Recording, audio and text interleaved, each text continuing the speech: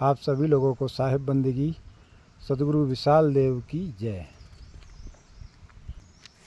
आज से लगभग 75 वर्ष पहले सदगुरु संत विशाल देव हुए हैं।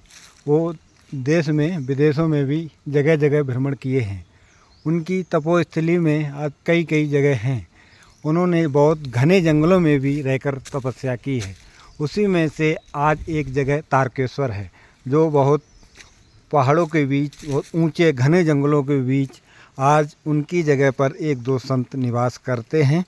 और यहाँ बहुत सदियों से संत आते रहते हैं, महीनों 2 महीनों रहकर साधना करते हैं। सदगुरु विशाल देव की परंपरा के बाद यहाँ सदगुरु प्रेम साहिब, सदगुरु क्षमा साहिब, ऐसा बताया जाता है कि सदगुरु क्षमा साहिब का सदगुरु विशाल देव जी ने साधु वेश यहीं दिया था। आइए आज हम आपको ये आश्रम दिखाएंगे।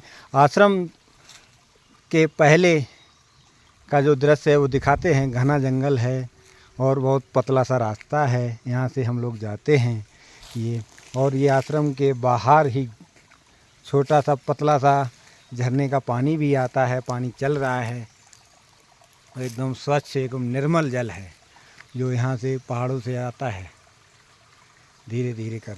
और ये जो हमारे संत यहाँ रहते हैं, उन्होंने आने जाने का रास्ता है और ये टेम्परेरी गेट भी लगा हुआ है। आइए दिखाते हैं आपको। ये है गेट।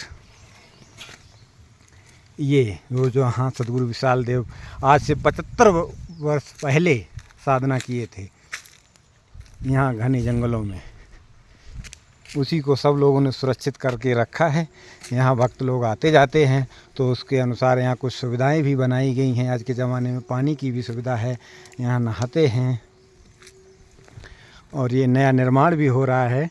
भक्त लोग यहाँ कभी ज़्यादा आते हैं तो पहाड़ों में रुकने के लिए दिक्कत होती, तो नया भवन बनाया गया है।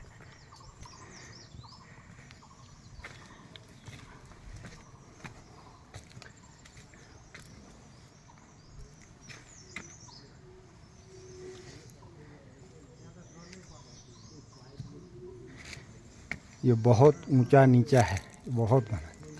ये नया निर्माण हो रहा है।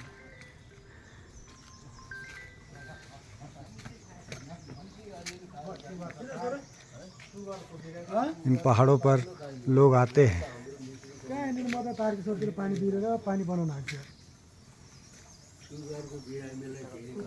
ये साहिब जी यहाँ निवास करते हैं, रहते हैं। साहिब जी तारकेश्वर में रहते हैं ना जी, ऊपर पहाड़ में। साहब तारकेश्वर में रहते हैं। कितने साल हो गए आपको? पूरा 30 साल, ये चैत के पूरा हो जाने से 30 साल पूरा हो जाएगा। पहाड़ में ही रहते हैं। हाँ, यही रहने से रहता है। पहाड़ में उतरने चढ़ने में कितना समय लगता है? पहले तो लगता था यहाँ से नीचे उतरने में 20 मिनट तो में उतरते थे। अभी उतरने में 1 घंटा भर लगेगा। और चढ़ने में पहले आधा घंटे में आ जाते थे, अभी 2 घंटा लगेगा। और ऐसे ही चलता है। ये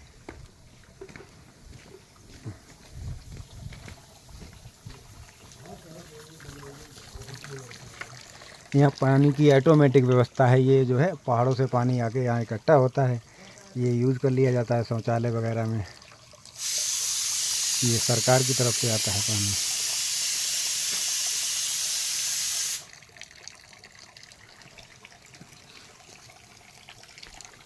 ये ऊपर सत्संग हॉल बनाया गया है।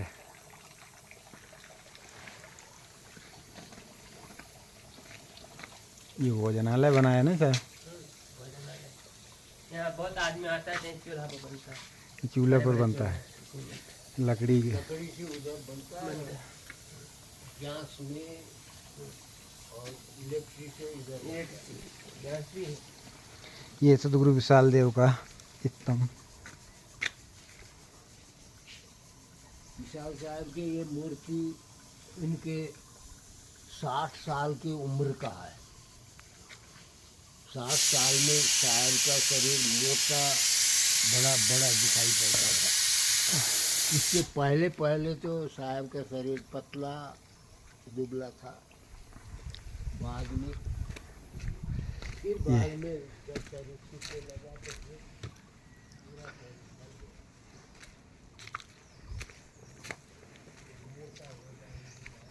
ये है जंगल।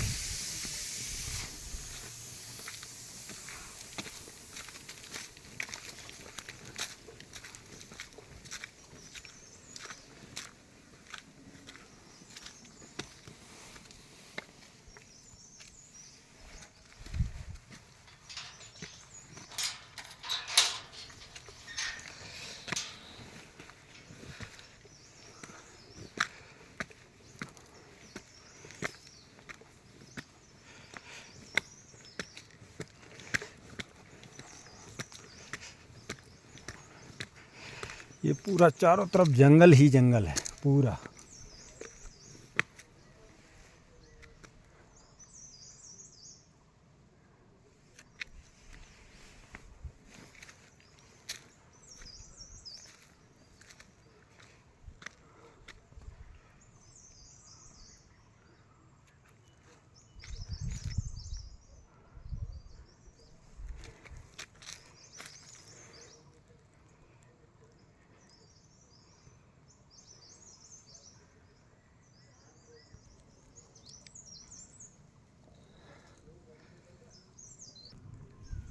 इन घने जंगलों को देखते ही बनता है